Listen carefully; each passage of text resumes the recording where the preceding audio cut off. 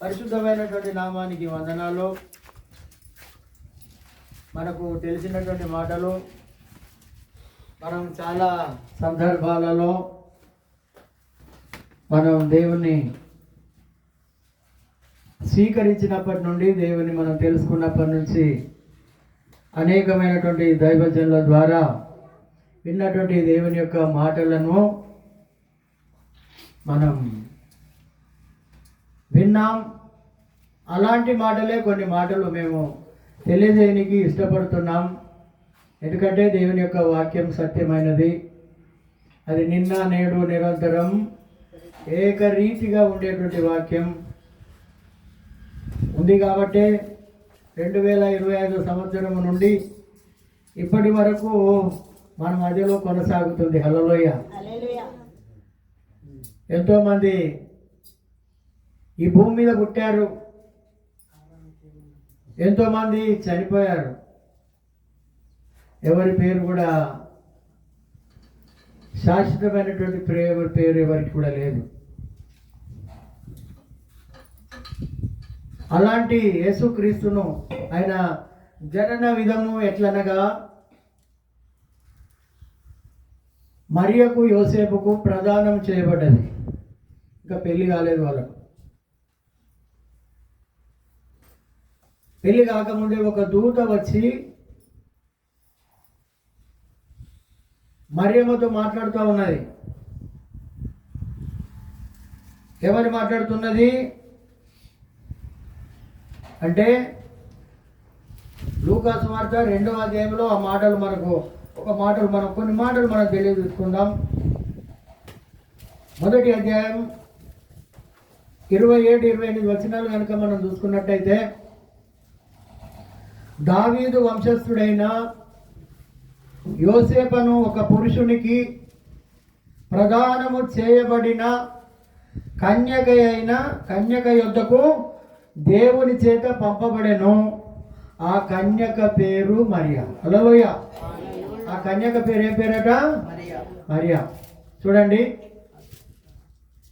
దేవుని యొక్క దూత మరియా దగ్గరికి వచ్చాది. మరి ఆ దేశంలో కన్యకలు లేరంటరా, ఒక ఊర్లో లేరంటరా, ఉన్నారు. ఎప్పుడైతే ప్రకటించబడ్డాదో, కన్యక గర్భవతి అయి కుమారుని కంటుంది అన్నమాట ఎప్పుడైతే ప్రచురింపబడ్డాదో, వ్రాయబడిందో, ప్రజలందరూ విన్నటువంటి మాట, అందరూ కూడా నా గర్భంలో జన్మించాలి అందరూ ఆశపడుతున్నారు కదా. ఏదైనా రావాలంటే నాకే రావాలని కొట్టుకుంటాం మనం. అర్థమవుతుందా అమ్మ? ఏదైనా కావాలని అంటే నాకే రావాలి, నా ఇంటికే రావాలి అని మనం అనుకుంటూ ఉంటాం. కానీ ఆ దేవాది దేవుడు ఆ యొక్క మరియను ఎన్నుకున్నాడు. గట్టిగా చప్పట్లు కొడతాం. హల్లెలూయా.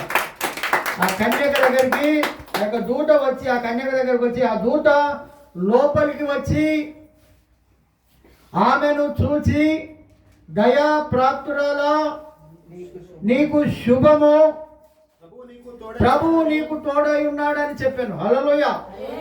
దయా ప్రాప్తురాలా, ఓ దయగల తల్లి, నేను నీకు వందనాలు నేను చెల్లిస్తున్నాను.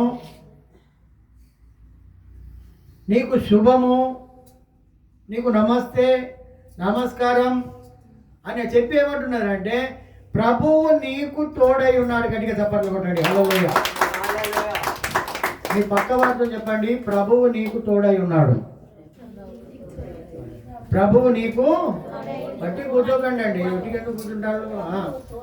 మీకు లేడా వద్దా? ప్రభు తోడొద్దా?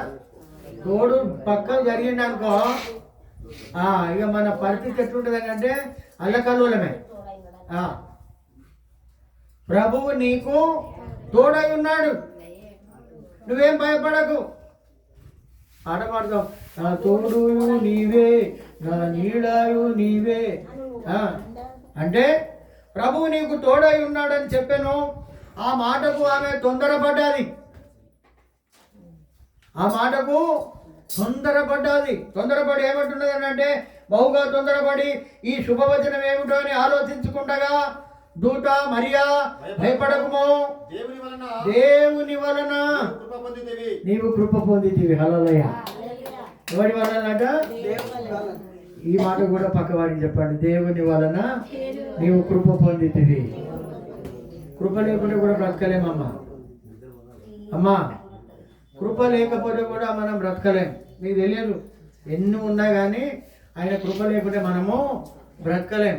అందుకే అంటున్నాడు, నీవు దేవుని వలన నువ్వు కృప పొందితివి, ఇదిగో నీవు గర్భము ధరించి కుమారుని కని ఆయనకు యేసు అనే పేరు పెడతావు. ఏంటట? నువ్వు కుమారుని కని.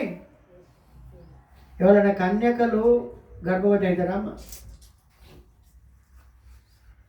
ఆయన అంటున్నాడు, మరి దేవుని దగ్గర వచ్చినటువంటి దూత ఒక కన్యకతో మాట్లాడుతుంది.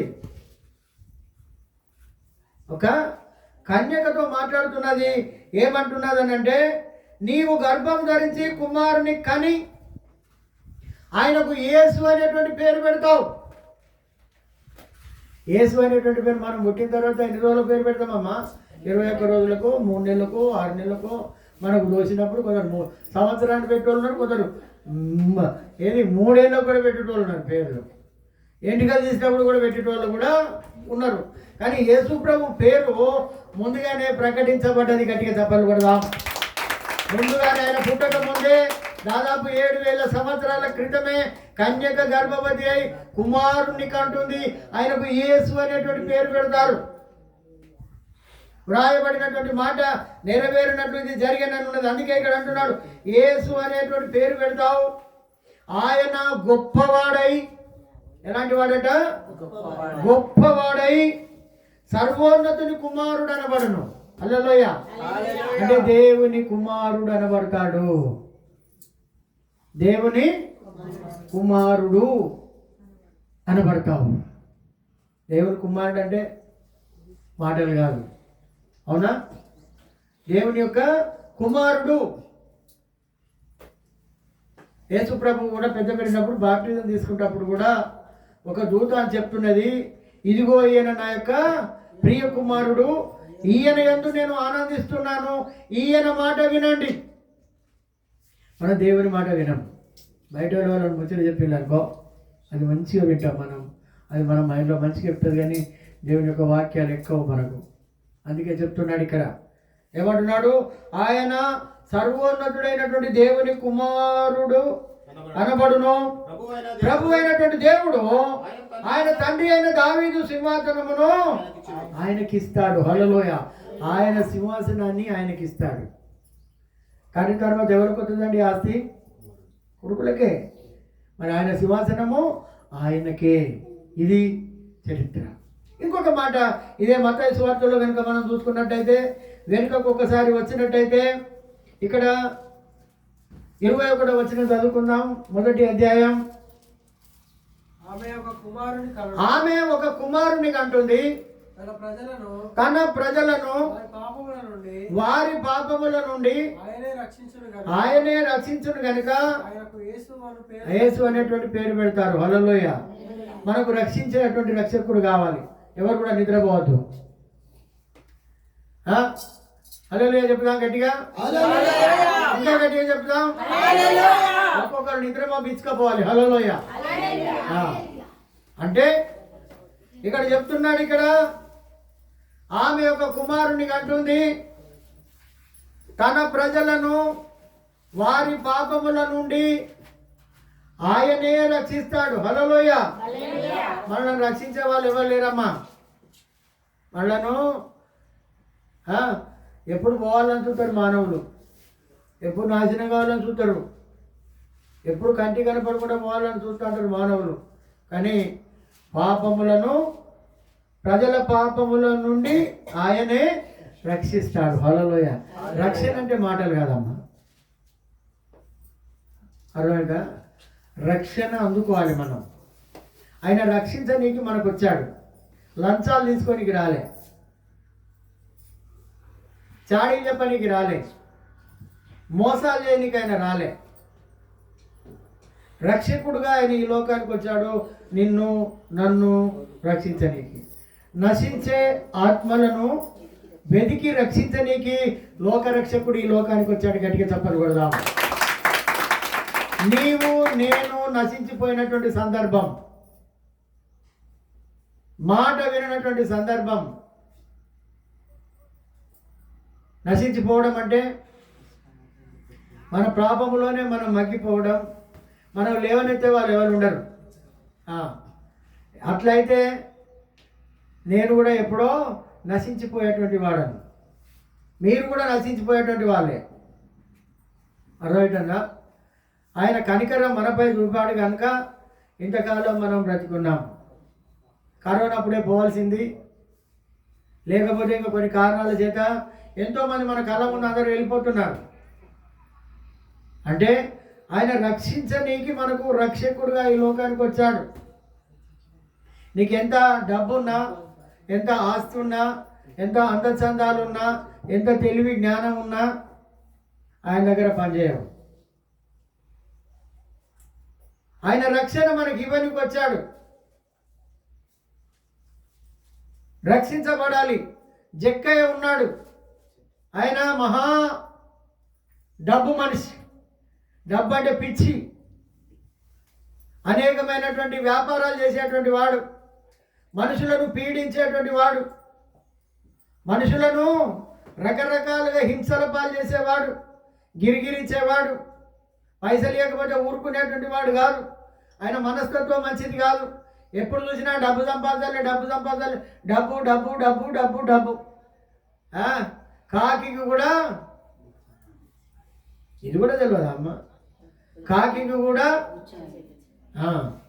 అలాంటి మనిషి. డబ్బు ఉన్నోళ్ళు పెట్టరమ్మా, పెట్టరా? అలాంటి వ్యక్తి యేసు ప్రభు గురించి విన్నాడు.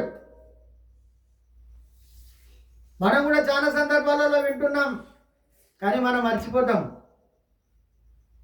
ఎప్పుడైతే ఆయన యేసు ప్రభు గురించి ఆ నోట ఈ నోట అందరి నోట విన్నాడో ఆయనకు ఒక ఆలోచన వచ్చింది. ఏం ఆలోచన వచ్చిందని అంటే, యేసు ఎవరో చూడగోరెను. హల్లెలూయా! యేసును నేను చూడాలని అనుకున్నాడు, కానీ ఆయన వెళ్ళలేకపోతున్నాడు. ఎందుకంటే ఎప్పుడు చూసినా బిజీ బిజీ, డబ్బు డబ్బు డబ్బు డబ్బు డబ్బు డబ్బులు లెక్క పెట్టుడు, దాచుకోవడం, తిరగడం, తెచ్చుకోవడం. ఇయని వాళ్ళను నానా రకాల హింసలు పెట్టడం, బాధలు పెట్టడం, కష్టాలు పెట్టడం, అంతే ఆయనకు తెలుసు. అలాంటి వ్యక్తి యేసును చూడాలని అనుకున్నాడు, కానీ ఆయనకు సమయము దొరకలే. వినండి, బయట వినండి. హల్లెలూయా! సమయం ఆయనకు దొరకలేదు. దొరకనటువంటి పరిస్థితిలో ఒకరోజు ఆయన ఆశపడుతున్నాడు. ఏమైనా ఆశ అంటే, యేసయ్య నేను ఒకరోజు చూడాలి, నా కళ్ళు ఉన్నప్పుడు నేను చూస్తానో లేదో. మనం కూడా అనుకుంటాం కొన్ని సందర్భాలలో, నా కొడుకు పెళ్లి చూస్తానో చూడను, నా బిడ్డ పెళ్లి నేను చూస్తానో చూడను, నా మనవరాలి పెళ్లి చూస్తానో చూడను. వాళ్ళు ఏదో దగ్గర తీసి దయ తీసి వాళ్ళు ఏదో గంజి పోసినట్టుగా వాళ్ళ గురించి మనసులు కొట్టుకుంటాడు మనసు కొంతమందికి. హల్లెలూయా! కానీ ఆయన ఆశ ఏంటిదని అంటే, యేసయ్యను చూడాలి. ఆ విధంగా ఆశపడ్డటువంటి వాడు ఎప్పుడైతే ఆశపడ్డాడో, మన దేవుడు ఆశపడ్డటువంటి ప్రాణిని తృప్తిపరిచేటువంటి దేవుడు. హల్లెలూయా! ఆశపడమే వెంటనే ఆయన తృప్తిపరిచేటువంటి దేవుడు కనుక ఆయన అదే మార్గంలో అదే బాటెంబడి ఎరికో గుండా వెళ్తున్నాడు. హల్లెలూయా! ఏది మీ తమ్మడపల్లి గ్రామం నుంచి వెళ్ళిపోతున్నాడు. ఏది రోడెంబడి వెళ్ళిపోతూ ఉంటే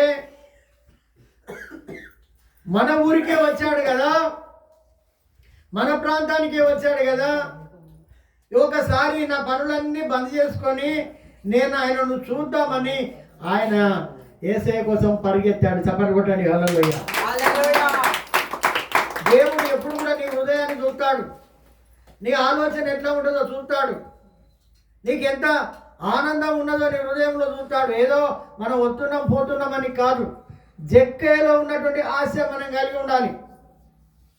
ఆయనను చూసేటువంటి ఆశ. ఆ మార్గం నుండే వస్తున్నాడు. ఎప్పుడైతే ఆ మార్గంకి వచ్చాడో పాపం ఆయన పొట్టివాడు, కనబడతలేడు. మంది బాగున్నారు, వేల మంది ఉన్నారు, యేసుప్రభు కనపడతలేడు. కనపడకపోతే పొట్టివానికి పుట్టాడు ఆలోచనలు వస్తాయట. వస్తాయరావా? ఒక పెళ్లి కాడ పొట్టోడు మాత్రం రాజకులు ఎవరు తీసుకొచ్చినా ఏం లేదన్నారట. పొట్టోడిని ఏ చెట్టు ఏది కనపడకపోతే ఎదురుగా ఉన్నటువంటి మేడి చెట్టు ఎక్కాడట. హల్లెలూయా. మేడి చెట్టు ఎక్కి కిందికి చూస్తూ ఉంటే యేసుప్రభు ద్వారం కూడా వచ్చి అదే మార్గం కూడా వచ్చి జక్కయ్యనే చూశాడు. ముందుగా గట్టిగా చప్పట్లు కొట్టాడు. ఎవరిని చూశాడు? జక్కయ్యనే చూశాడు. నీ ఆశ ఆయన మీద ఉండాలి, నీ ధ్యాస ఆయన మీద ఉండాలి. ఇప్పుడు ఇక్కడ కొంతమంది ఇక్కడ కూర్చునగా మన ధ్యాస అంతా ఇళ్ళ మీదనే ఉంటుంది, మన పూజాగల మీదనే ఉంటుంది, మన పనిపాటల మీదనే ఉంటుంది, అంత అక్కడనే ఉంటుంది. ఎప్పుడు తినట్టు ఎన్నడు తినట్టుగా, ఏది చూడనట్టుగా. కానీ జక్కయ్యకు ఉన్నటువంటి ఆశ ఏంటిది చెప్పరామ్మా? ఏం ఆశ ఉన్నది? యేసయ్యను చూడాలని గట్టిగా తప్పలు కొడదాం. నీకు ఎప్పుడైతే ఆశ కలుగుతుందో వెంటనే ఆయన వచ్చాడు. జక్కయ్య త్వరగా దిగు, త్వరగా దిగు, నేను నీ ఇంటికి రావలసి ఉన్నది. ఎక్కడికి వస్తాడట? నీకు ఆశ ఉంటే నీ ఇంటికే వస్తాడు ఆయన. హల్లెలూయా. వచ్చుచున్నాడు యేసు, వచ్చుచున్నాడు. హృదయమా హృదయమా పరుగు తీయమా, రానయ్యున్నాడు యేసు, రానయ్యున్నాడు, రానయ్యున్నాడు యేసు, రానయ్యున్నాడు. హల్లెలూయా. ఆయన వస్తే మాకేంది, ఆయన రాకుంటే మాకేంది? మాకు బట్టలు లేవా, మాకు ఇల్లు లేవా, మాకు బువ్వ లేదా, మాకు ఏమి లేకుండా ఉన్నామే ఇక్కడికి మేము. ఆయన వస్తే మాకేంది, రాకుంటే మాకేంది అన్నట్టుకున్నారు కొంతమంది ఇక్కడ. ఆశపడాలి. ఆశ, నువ్వేమైనా సాధించాలంటే ఆశపడాలి, నీ సమస్య పోవాలంటే ఆశపడాలి, నీ కష్టం తీరాలంటే ఆశపడాలి, నీ కన్నీళ్ళు తొలగిపోవాలంటే ఆశపడాలి. అందుకే అంటున్నాడు ఇక్కడ, జక్కయ్య త్వరగా దిగు, నేను నీ ఇంటికి వస్తానంటే అక్కడ ఉన్న వాళ్ళు అందరూ అన్నారే ఈయనే మనిషే, ఈయన దేవుడట, దేవుని కుమారుడట, మరి ఎంత పాపం ఎంతమంది మందుకొమ్మలు ముంచుండో ఈయనకేం తెలుసు? ఆయనకు తెలియదు అన్నట్టుగా మాట్లాడుతున్నారు వాళ్ళు. గిరిగిలు ఇచ్చేటోడు, ఇలాంటివి చేసేవాడు ఏంటి? మందుకొమ్మలు ముంచేటోడు కాదా? 5 రూపాయలు 10 రూపాయలు 3 రూపాయలు వడ్డీకి ఇచ్చేటోడు ఏంటి? మందుకొమ్మలు ముంచేటోడు కాదా? వడ్డీ కాసులోడు అయినా. జనాలందరూ అట్లా అంటున్నారు, లోకం కూడా వల్ల నా రకంగానే అంటూ ఉంటుంది. హల్లెలూయా. భరించుకోవాలి, సహించాలి. అందుకే ఆయన అంటున్నాడు ఇక్కడ, నేను ఇంటికి వస్తా. హల్లెలూయా. నువ్వు ఎలాంటి వాడవైనా, నువ్వు ఎలాంటి దానమైనా మన ఇంటికి వచ్చేటువంటి దేవుడైనా. హల్లెలూయా. చెప్పగలుగుతాం. హల్లెలూయా.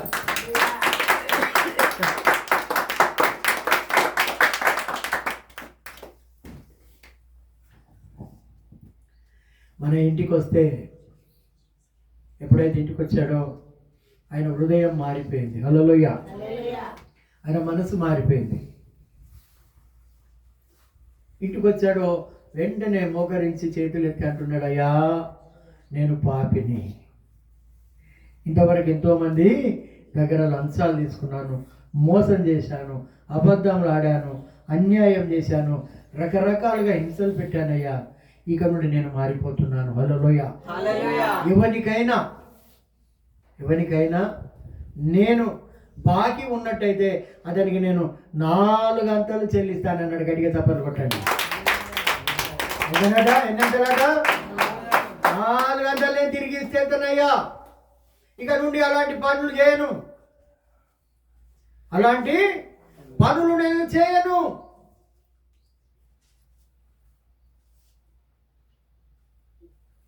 అన్నప్పుడు యేసుప్రభు అంటున్నాడు, ఇతడు కూడా అబ్రహాము కుమారుడే, ఈ ఇంటికి రక్షణ వచ్చి ఉన్నది. గట్టిగా చప్పట్లు కొడతాం. ఇంటికి ఏమొచ్చిందట? రక్షణ కాదు, రక్షకుడు వచ్చాడు. గడియ తప్పలు కొడదాం. రక్షకుడు రావాలి మన ఇంటికి, రక్షించేవాడు రావాలి. అంతేనా? మన ఇంటికి ఎంతోమంది తాగుబోతులు వస్తాడు. సీసాలు ఇస్తాం, మంచిగా ముద్దలు పెడతాం, గిలాసులు పెడతాం, ఆమ్లెట్లు ఇస్తాం, మటన్ చికెన్ ఇస్తాం, మనం ఫిష్ అయితే ఫిష్ ఇస్తాం. తాగులు అబ్బో మళ్ళీ ఎప్పుడు వస్తారు మీరు? అబ్బో మీరు అడుగు పెట్టుడు మాకు భాగ్యం అంటాం. అటువంటి విలువ ఇస్తాం కానీ రక్షించడానికి విలువీయం. మోకరిస్తున్నామా మనం మన ఇళ్ళల్లో? నీ మోకరించే స్థలం నీ ఇంట్లో ఉందా? ఏంటి ఎవరు మాట్లాడతలేదు? స్థలం లేదా? మరి ఎందుకు స్థలం ఇస్తలేము? ఆయన పుట్టినప్పుడు ఎవరు స్థలం ఇవ్వలేదు, ఇచ్చిలా? ఇవ్వలే. మరి ఆయన నీ ఇంట్లో కొత్తనే కానీ స్థలం ఇస్తలేవే. మరి రక్షణ ఎట్లుంటుంది నీ ఇంటికి? రక్షణ కోసమే కదా పాటలు పాడేది మనం. ఎందుకు వచ్చినాం ఇక్కడికి? మా కట్టాలని పోవాలి, మా బాధలని పోవాలి, మా సమస్యలు పోవాలి, నా భర్త మంచిగా ఉండాలి, నా భార్య మంచిగా ఉండాలి, నా పిల్లలు మంచిగా ఉండాలి, బట్టలు బాగా పండాలి, మేము బంగ్లాల మీద బంగ్లాలు కట్టాలి, మిద్దెల మీద మిద్దెలు కట్టాలి, మేడల మీద మేడలు కట్టాలి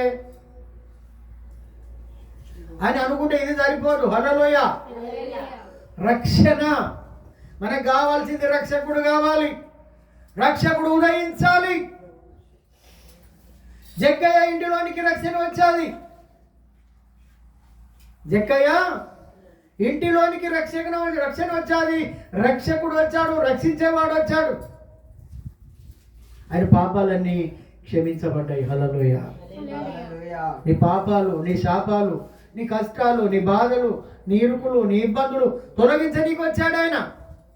అందుకే అంటున్నాడు ఇక్కడ, తన ప్రజలను వారి పాపముల నుండి ఆయనే రక్షించును. అమ్మ చాలా జాగ్రత్త వినండి. హల్లెలూయా. నీ పాపం పోవాలంటే ఆయన నీ ఇంట్లోకి రప్పించాలి. కొన్ని ఉన్నాయమ్మా, చాలా జాగ్రత్త వినండి. మార్తమ్మ మరియమ్మలు ఎప్పుడు వచ్చినా వాళ్ళ ఇంట్లో భోజనం చేసేది ఎవరు? ఎవరు చేసేది? యేసయ్య భోజనం చేసేది, మంచి మర్యాద ఇచ్చేది, వాళ్ళు అనుకూలంగా ఉండేది. ఆ కుటుంబంలో ఒక ఉపద్రవం జరిగేది.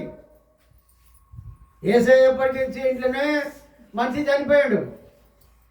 చనిపోయిన తర్వాత అందరు అంటున్నారు, అయ్యో ఆ ఇంటికి ఎప్పటికీ యేసయ్య వచ్చేది, కాపాడలేకపోయాడు.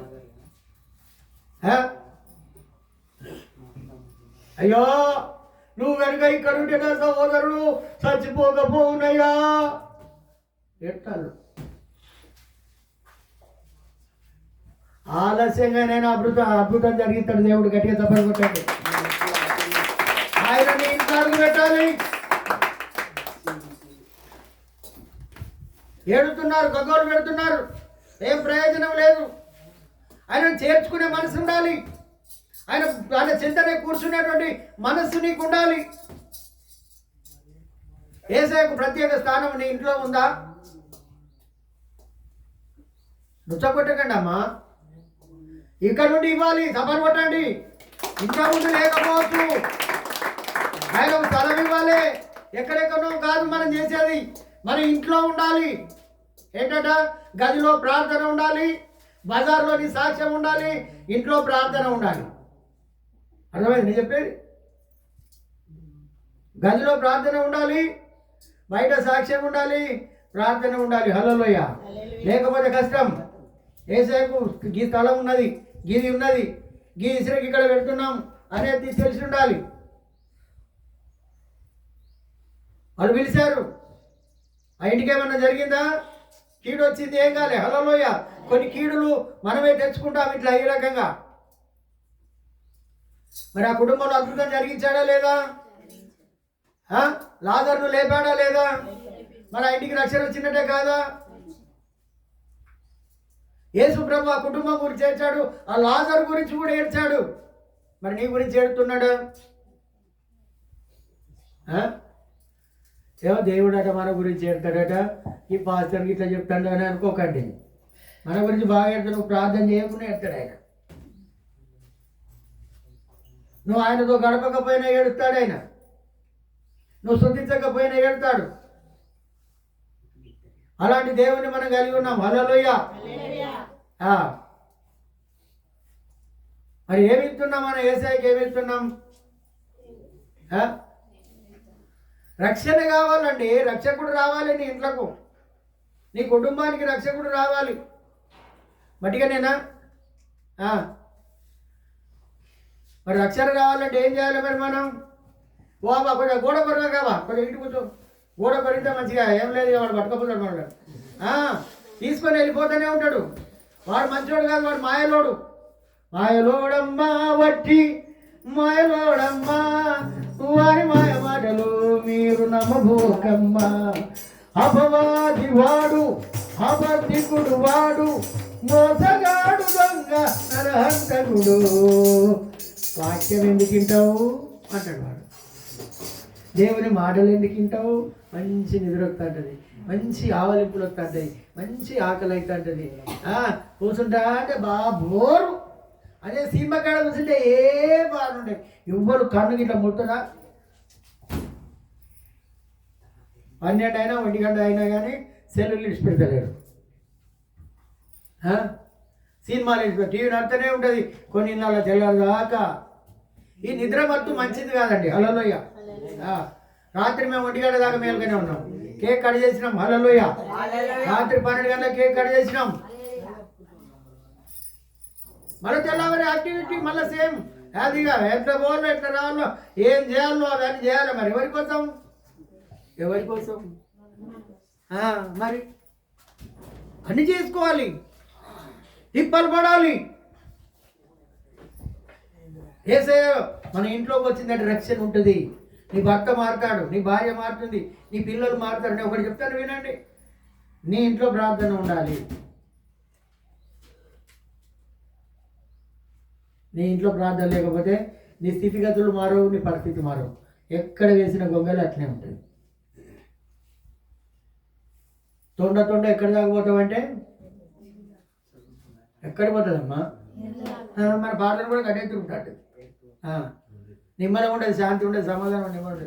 ఎక్కడ పోతే బాగుండు, ఏ ప్రార్థనకనే పోతే బాగుండు. ఎక్కడ పోతే ఏమని ఇట్లనే లేదా? నీ హృదయంలో వేసేయలేడు. ఎక్కడికి పోతే ఏమున్నది?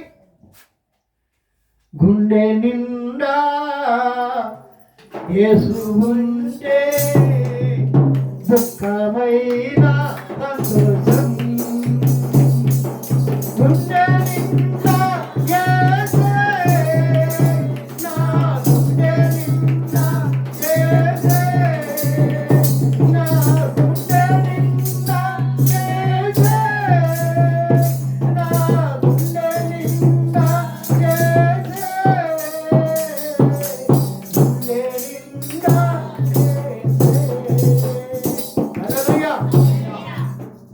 గుండె నిండా వేసుంటే నిద్ర కూడా రాదు.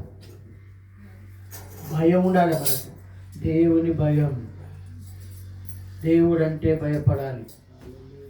నేను దేవుడనైతే, నేనే యజమానుడనైతే నాకు భయపడువాడు ఎక్కడున్నాడని అడుగుతున్నాడు ఆయన. ఒక సోల్జర్ ఎట్లుంటాడు? నిద్రపోతాడా?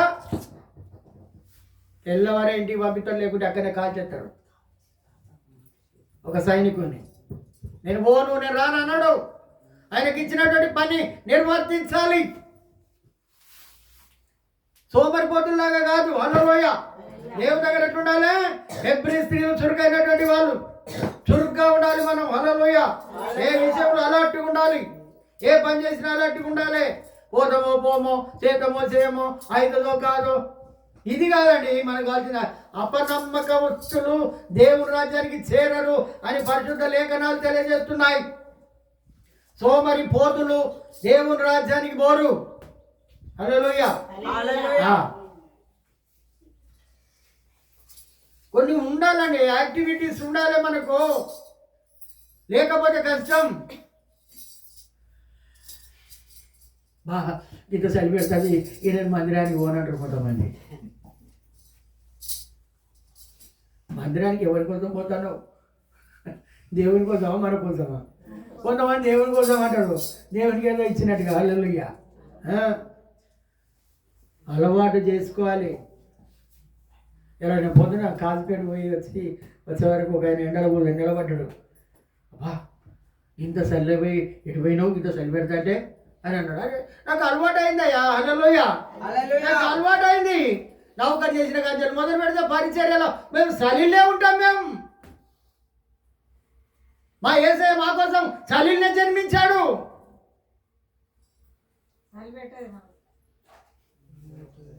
హల్లెలూయా. పెడుతుంది కానీ ఏం కాదు, భయం ఉంటే.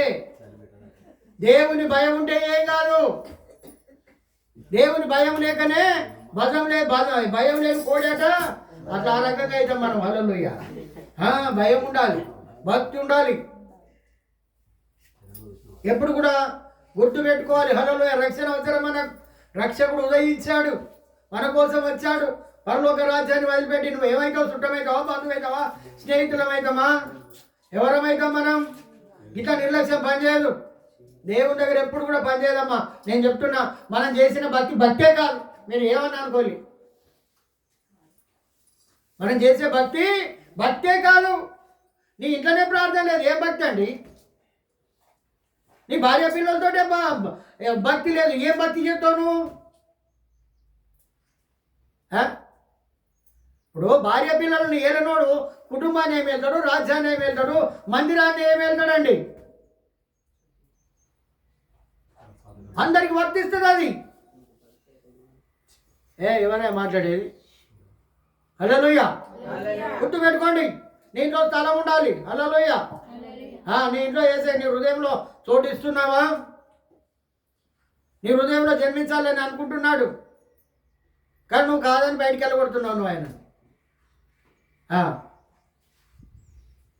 చెప్తున్నాడు ఇక్కడ, హృదయంలోనికి రావాలి, హృదయంలో ఉండాలి. ఏసయ్య లేకపోతే కష్టం అండి. ఏసు లేని మోకాల్లాగా, నీసు లేని మోకాల్లాగా మనం ఉండకూడదు. నీసు మోకాల్లాగా ఎప్పుడు ఉండకూడదు. ఏసు ముఖం కలిగి ఉండాలి మనం. హల్లెలూయా. నేను ఫస్టే చెప్పిన ముందుగానే, ఏసే లేదా ఇంటికంటాడు. ఆ ముఖానికి ఏం లేదట. తెలియదు అమ్మ, మీకు అంత తెలుసు.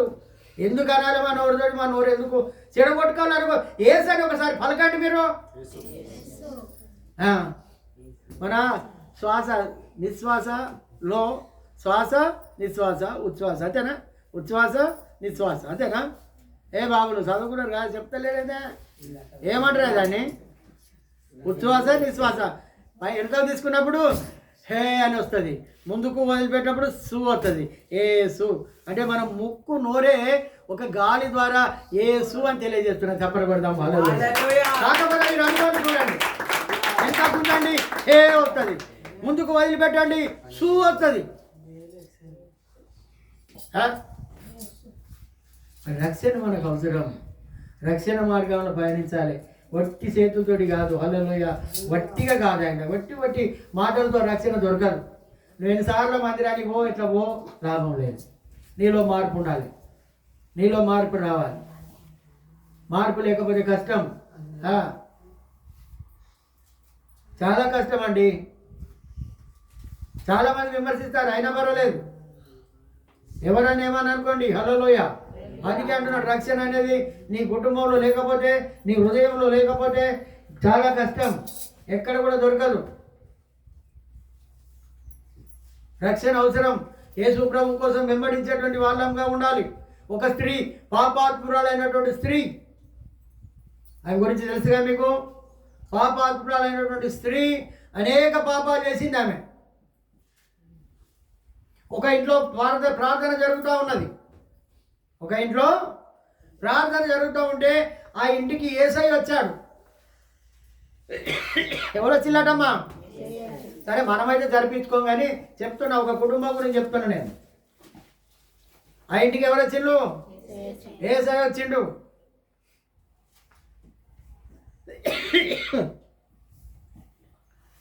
ఆమె కూడా యేసు ఇంటిలో ఉన్నాడని ఆ ఇంటికి వచ్చింది. ఇంటిలోకి వచ్చి ఒక అత్తరు గుడ్డి పగలగొట్టి తన నెత్తి మీద పోసి పాదాలను అత్తరుతో కడిగి, కన్నీళ్లతో పాదాలు కడిగి, తన కురులతో కాళ్ళను విడిచింది. హల్లెలూయా.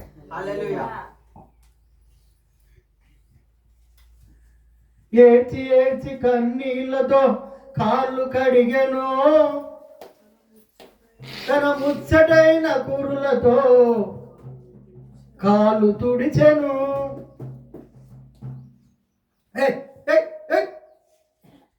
ఇక్కడ దాకా రానిచ్చింది ఏమా అని అంటున్నారు అక్కడ ఉన్నారు. బయట వాళ్ళు ఏమంటారమ్మా, ఇక్కడ దాకా రానిచ్చింది ఏమైనా అవి ఎలాంటిది ఈయన కూడా తెలియదా అంటున్నారు బయట ఉండి. అవి నిలగొట్టండి, గుర్తు పెట్టుకోండి. యేసయ్య ఎక్కడుంటే అక్కడ రక్షణ. సఫర్ కొడదాం. యేసయ్య ఎక్కడుంటే అక్కడ రక్షణ. ఆమెతో అంటున్నాడు, అమ్మా నీ విస్తార పాపములు క్షమించబడ్డాయి. విస్తార పాపాలు క్షమించబడి ఉన్నాయని ఆ ఇంటి యజమానితో అంటున్నాడు. ఏమయ్యా, నేను నీ ఇంట్లోనికి వచ్చినప్పుడు కనీసం కాళ్ళు కడుక్కోనికి నీళ్ళు వేయలేదు కదా, నా కాళ్ళు గడగలేదు కదా, నువ్వు ఉపచారం చేయలేదు కదా. ఆమె చూడు, ఆమె చూసి నేర్చుకో, ఆమెను చూసి నేర్చుకో. మీకంటే ముందు పాపాత్ములు పరలోక రాజ్యానికి వెళ్తారు. గట్టిగా చప్పలు కొడదాం. ఆయన నమ్మినటువంటి వాళ్ళు ఎలాంటి పాపం, ఎంత ఘోర పాపాత్ములనైనా ప్రేమించునురారా, పాప భారముతో రారా, పాదములపై వడరా, పాపుల రాక్షకుడేసు పగనిను రాక్షించు, ప్రేమామృతధారలు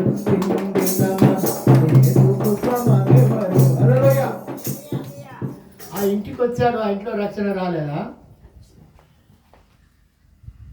కొన్ని సందర్భాలు చెప్తున్నానమ్మా, మీరు అర్థం చేసుకోవాలి.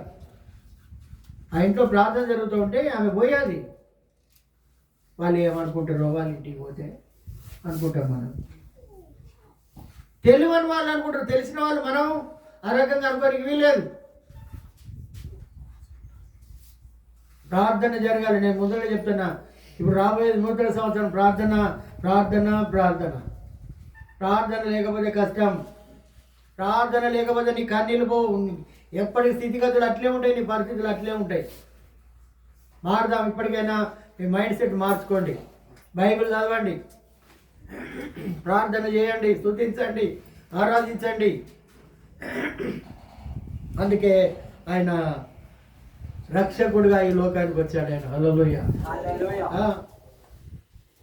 ఇంకో సందర్భం చూసుకున్నట్టయితే జైల్లో పడేశారు, బాగా కొట్టారు, బాగా కొట్టి పడేశారమ్మా. లేవకుండా ఇక మొత్తం బోండాలు బిగించారు, లేవకుండా కదలకుండా. కొద్దిగా కదిలినామా మొత్తం చర్మం అంతా అతుక్కపోతుంది, రక్తాలు కారుతా ఉన్నాయి. వాళ్ళకు రక్తాలు కారుతా ఉన్నాయి. ఏంటి ఎవరు మాట్లాడతలేరు, రక్తాలు కారుతా ఉన్నాయి వాళ్ళకు. అప్పుడు ఏం చేశారంటే వాళ్ళు పాటలు పాడుతున్నారు దేవునికి. హల్లెలూయా. ఎప్పుడు? రాత్రి 12 గంటలకు, రాత్రి 12 గంటలకు పాటలు పాడుతూ ఉన్నారు. జైల్లో ఉన్న వాళ్ళందరూ చూస్తూ ఉన్నారు. ఏంటి ఇన్ని దెబ్బలు పెట్టి పడబెట్టినా కానీ ఇంత మంచి పాటలు పాడతామని అందరూ చూస్తూ ఉన్నారు. అందరూ చూస్తూ ఉన్నాడు. మరి పాటలు పాడితే ఏం జరిగింది? రక్షకుడు వచ్చాడు అక్కడికి. హల్లెలూయా. చెరసాల మొత్తం కూల్చబడాలి. చెరసాల నాయకుడు తిరుగుతున్నాడు. అయ్యో ఇక్కడ నుండి ఖైదీల దగ్గర వెళ్ళిపోవచ్చు, ఒకవేళ వెళ్ళిపోతే అందరూ గవర్నమెంట్ వాళ్ళు ఏదో ఈయనను కూడా చంపేస్తారు, ఊరేది చంపుతారు, ఈయన నన్ను చంపుతారు, నేను కూడా చచ్చిపోతున్నాడు, ఒక కత్తి తెచ్చుకొని పొడుచుకుందామని ప్లాన్ వేశాడు అక్కడ. హల్లెలూయా. పొడుచుకుందామని ఆయన ప్లాన్ వేసేసరికి అక్కడ ఉన్నటువంటి పౌలు అంటున్నాడు, అయ్యా మేము ఎక్కడికి వెళ్ళలేదు, ఇక్కడనే ఉన్నాము, అందరం ఇక్కడనే ఉన్నాము, ఎక్కడికి పోలేదు. అబ్బా మీరు మాట దక్కకుండా నా ప్రాణం దక్కించారు, నా మాట దక్కించారు. మీరు ఎవరి బిడ్డలంటే మేము దేవుని బిడ్డలమని చెప్పారు. గట్టిగా చప్పట్లు కొడదాం. ఇక్కడికి వచ్చాడు రక్షకుడు. కష్టాలతో ఉన్నారు వాళ్ళు, బాధలతో ఉన్నారు, ఎన్నులన్నీ పగిలిపోయాయి కొడితే.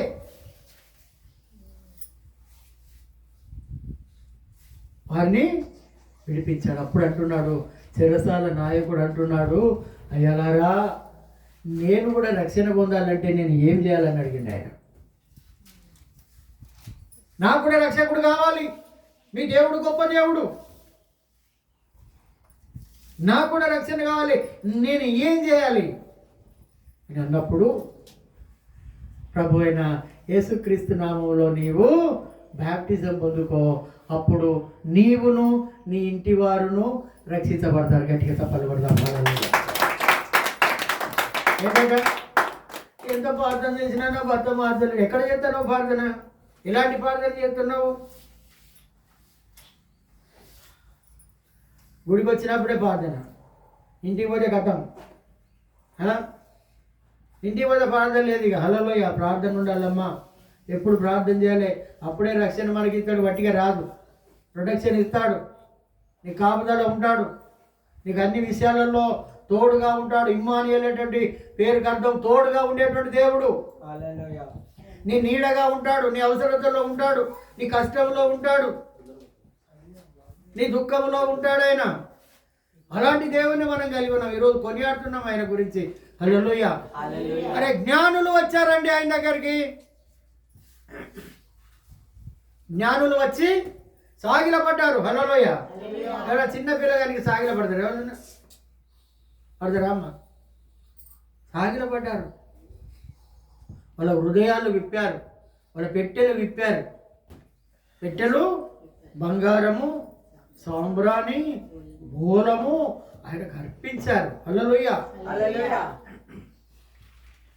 అర్పించి వాళ్ళు వచ్చిన మార్గంలో వెళ్ళలే. ఒకవేళ మళ్ళా పోతే ఏ రోజుకు తెలుస్తుంది అని చెప్పి వేరే మార్గంలో వెళ్ళిపోయి యేసయ్యను అక్కడ తప్పించారు. అక్కడ హల్లెలూయా.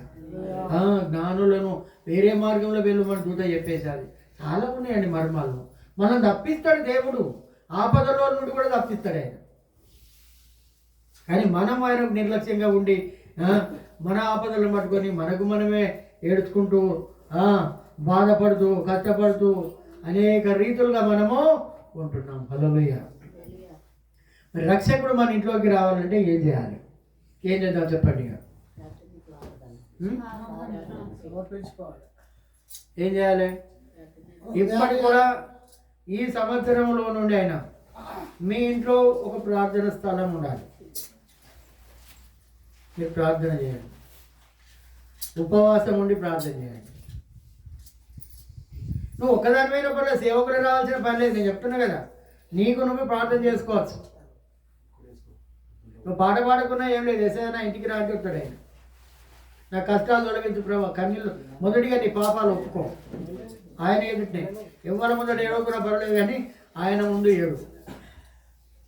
నీ కన్నిటిని ఆయనకు చూయించు. ఆ విధంగా చేస్తే నీ రక్షణ నీ ఇంటికి వస్తుంది. ఎప్పుడు చూసినా గిద్దే అన్న ఇన్ని సంవత్సరాలు మారిపోతున్నాయి, ఇన్ని సంవత్సరాలు మారిపోతున్నాయి అని అనుకుంటే పోతాయా?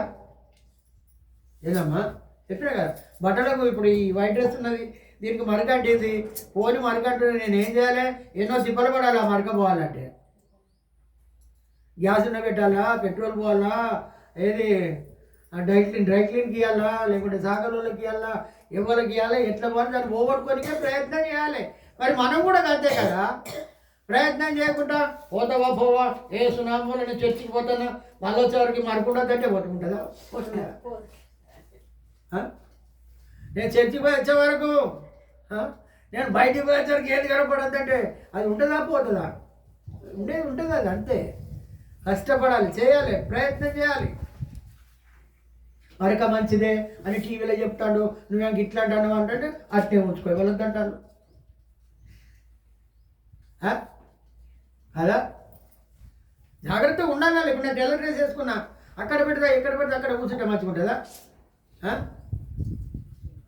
నా భార్య అంటది, ఏమో ఎక్కడ పడితే అక్కడ కూర్చొని అంతా ఇట్లా చేసుకొని వచ్చినా అంటే నువ్వు విండకు, నేను విండుకుంటా. నువ్వు విండకు, నేను పెట్టుకుంటా కదా. టైం దొరికినప్పుడే బట్టలు పెట్టుకుంటా నేను. హల్లెలూయా. వైట్ డ్రెస్సులన్నీ నేనే పెట్టుకుంటానమ్మా. నీకెందుకు తిప్పాలి, నీ చేతులు పోయి నాకెందుకు, నా పాపాలు నాకు పోవాలన్నట్టుగానే నా మరక నాదే పోవాలి. హల్లెలూయా. అంతే. మరి మన పాపాలు మనకి పోవాలా లేదా? మరి ఏం చేయాలి? మరి రక్షకుడు మన ఇంట్లోకి రావాలంటే ఆయన రానంటున్నాడు, నువ్వు ఆహ్వానిస్తేనే నేను వస్తానంటున్నాడు. మరి మనం ఏం చేద్దాం? మరి ఎప్పుడు ఇన్ని సంవత్సరాలు గతించిపోతున్నాయి. నా భార్య అందరితో కట్టినది, ఈయన మారడన్నా, ఆయన మొండోడన్నా, ఓ అన్న, ఓ అక్క, ఓ చెల్లి, అయిపోయింది, మా బతుక అయిపోయింది, మంచోడు అనుకున్నా, అది అనుకున్నా, ఇది అనుకున్నా. ఏంది తప్పుడు చేరేది అక్కలారా మళ్ళారా? ఏంది ఏడ్చింది నా భార్య, ఏడ్చింది, ఏడ్చింది. కొడుకును బిడ్డను తీసుకొని రోడ్ ఎక్కింది చచ్చిపోతామని. బండి కిందనో రైలు కిందనో దేని కిందనో పడిపోతా. ఈ మనిషితో నేను భరించలేను ఇక. నమ్ముతాడా? మరో రోజు సాక్ష్యం చెప్పిస్తాను నేను ఇక్కడ. నేను ఒట్టిగా చెప్తలే నేను.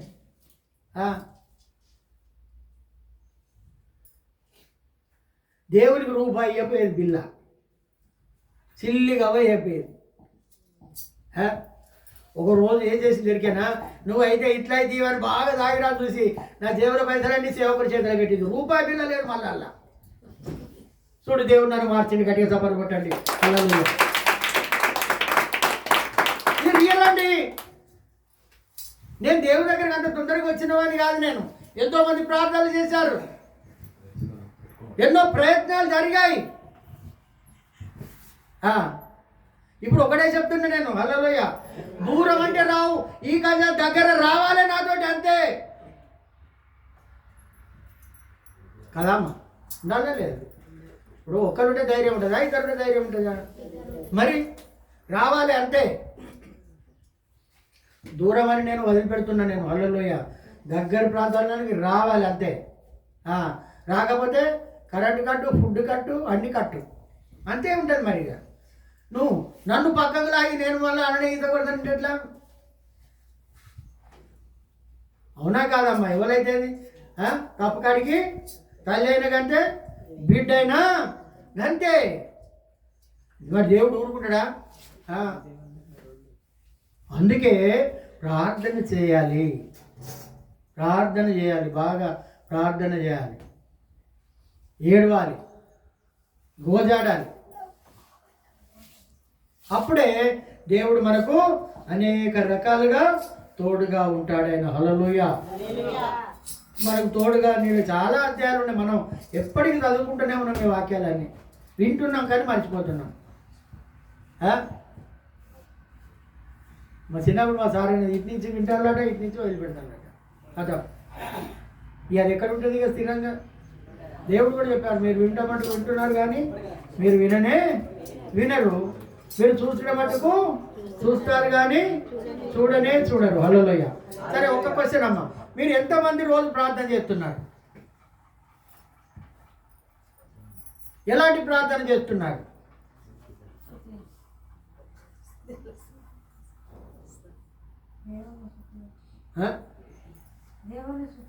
నేను చెప్తున్నా, ప్రార్థన చేయకపోతే మీకు ఏం దొరకదు. ఎట్లున్న పాప రోగాలు అట్లే ఉంటాయి, ఎట్లున్న కష్టాలు అట్లే ఉంటాయి, ఎట్లున్న బాధలు అట్లే ఉంటాయి, ఎట్లున్న ఇవన్నీ అప్పులు అట్లే ఉంటాయి. ఏ పని చేసినా కానీ అంతే. కలిసి రాదు. ముట్టేదంతా బంగారం, పట్టుకున్నంత బంగారం కాదు. ఇక ప్రార్థన చేయాలి. హల్లెలూయ. యవనస్తులు మీరు కూడా, మాకేంది వాళ్ళకే చెప్తారు, మేము సపరేట్గానే ఉంటాం. ప్రార్థన ఎంతమందికి వస్తుంది? మీకు ఎంతమంది ప్రార్థన చేస్తున్నారు?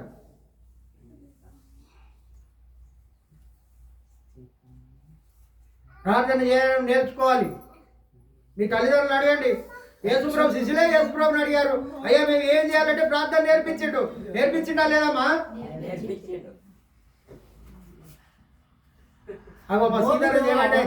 సీతారం చేయమంటే ప్రార్థన చేస్తాడు. హల్లెలూయ. ఎంతమంది ప్రార్థన చేస్తాడని అంటే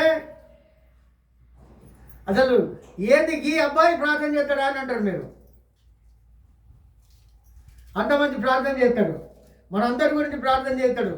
వాళ్ళ డాడీ గురించి ప్రార్థన చేస్తాడు, వాళ్ళ అమ్మ గురించి ప్రార్థన చేస్తాడు, వాళ్ళ బాధల గురించి ప్రార్థన చేస్తాడు, కష్టాల గురించి ప్రార్థన చేస్తాడు. సేవకులు మేమైనా కానీ మా గురించి కూడా వాళ్ళ రాకపోకలేని తోడుగా ఉండు ప్రభువా అని ప్రార్థన చేస్తాడు ఆయన. ఈయన చేస్తాడా చేయడానికి ఒకరోజు ప్రార్థన చేయించిన రియల్గా ఇప్పటికి కూడా నేను ప్రార్థన చేస్తా. ఎవరైనా మర్చిపోతారు. ఇలాంటి వాళ్ళు ఏం చేస్తారంటే ఒకటేసారి మనం అడిగినప్పుడే చేస్తాడు. నన్ను ప్రార్థన చేయమంటాడా లేదని ఆయన నవ్వుముఖంతో మనం ఒక చూడాలి ఆయన. హల్లెలూయా. అప్పుడు ప్రార్థన చేయమంటే దానికి ఏమైనా విలువ ఉంటుంది. ప్రార్థన రాకపోతే కష్టం, ప్రార్థన లేకపోతే కష్టం, ఎదుగుదల ఉండదు మనకు. నువ్వు ఎంత చదివినా కానీ చదువులు ఎన్నో చదువున్నా ఏది ఉన్నా దాంటికే యేసు అనేది లేకపోతే సున్నా, పరమ సున్నా మనకు. హల్లెలూయా. మరి ఇప్పటికైనా గుర్తుంచుకోండి, ఇవి దేవుని పుట్టుక గురించి. ఆయన మన హృదయంలోనికి రావాలి, మన జీవితంలోనికి రావాలి, మన కుటుంబంలోనికి రావాలి, మన భవిష్యత్తులోనికి రావాలి. లేకుంటే ఈ సుధాకరయ్య 20 ఏళ్ళ కిందనే బిస్తరు కట్టేటోడు. బిస్తరే ఎన్నో ఆపదలు తప్పించిండు, ఎన్నో ఇరుకులు తప్పించిండు, ఎన్నో ఇబ్బందులు తప్పించిండు, ఎన్నో బాధలు తప్పించిండు, ఎన్నో ఇవన్నీ తప్పించిండు ఆయన. హల్లెలూయా. నిజంగమ్మా మీరు కూడా ప్రార్థన చేసుకోండి. ప్రార్థన ప్రార్థన ప్రార్థన ప్రార్థన చేసుకోవాలి. హల్లెలూయా. మీకు చదువు రాకపోయినా పర్లేదు, మీకు ఏది రాకపోయినా పర్లేదు, మీరు ఎన్నడూ ప్రార్థన చేయకుండా యేసయ్యా నా బాధ చూడు ప్రభా, ఈ కష్టం తొలగించు ప్రభా, ఈ కన్నీళ్ళు తొలగించు ప్రభా, ఇవన్నీ శ్రమలు తీసేవి ప్రభా అని నువ్వు కనుక ప్రార్థన చేస్తే తప్పకుండా అది చేస్తాడు. ఎప్పుడు కూడా దేవుని దగ్గర మనము ప్రార్థన చేయాలి. నీ కన్నీటిని కవిలలో దాచిపెడతాడట, గ్రంథంలో రాసిపెడతాడు. నువ్వు ఎన్ని కన్నీళ్ళు విడిచింది. కన్నీరు రాకపోతే కఠిన ప్రార్థన కూడా పనిచేయదు ఆయన దగ్గర. మేము కూడా ఏడుస్తామండి, మీరు నమ్మరు. మేము కూడా ఏడుస్తాం. ఇక నీకు కన్నీటి ప్రార్థన రాలేదనుకో అంతే సంగతి లేదు. ఇప్పుడు చిన్నపిల్లలు మంకు చేస్తారు, చూసినావా? చేస్తారా లేదా? ఏదైనా కావాలని ఏడతారా లేదా? ఫస్ట్ ఏం చేస్తాడు? ఏడతాడు. ఏడవగానే వాళ్ళకి ఏమవుతుంది కదా, ఏసే దగ్గర ఏడిస్తేనే సాంక్షన్ అవుతుంది. పక్కకుండా వాళ్ళు అంటారు, అరే పోనీ కదా ఏడిపిస్తాలేండి, ఏదో ఈ రాదులే అని అంటారు కొంతమంది. దేవుడు కూడా అంతేనండి. హల్లెలూయా. నువ్వు ఏడవకుండా ఏది రాదు. హల్లెలూయా. కష్టపడాలి. ఇంట్లోనే నువ్వు ఎక్కడ పోవాల్సిన పని ఏం లేదు. నువ్వు ఇంట్లో ప్రార్థన చేయి, దేవుడు నీకు సహాయం చేస్తాడు. యేసు ప్రభు మన హృదయంలో జన్మించాలని అంటే చాలా ఉన్నాయి మార్గాలు. ఇప్పటికైనా ఆలోచించుదాం. దేవుని యొక్క దీవెనలు, ఆశీర్వాదాలు పొందుకుందాం. దేవుడి కొద్ది మాటలు దీవించును గాక. హల్లెలూయా.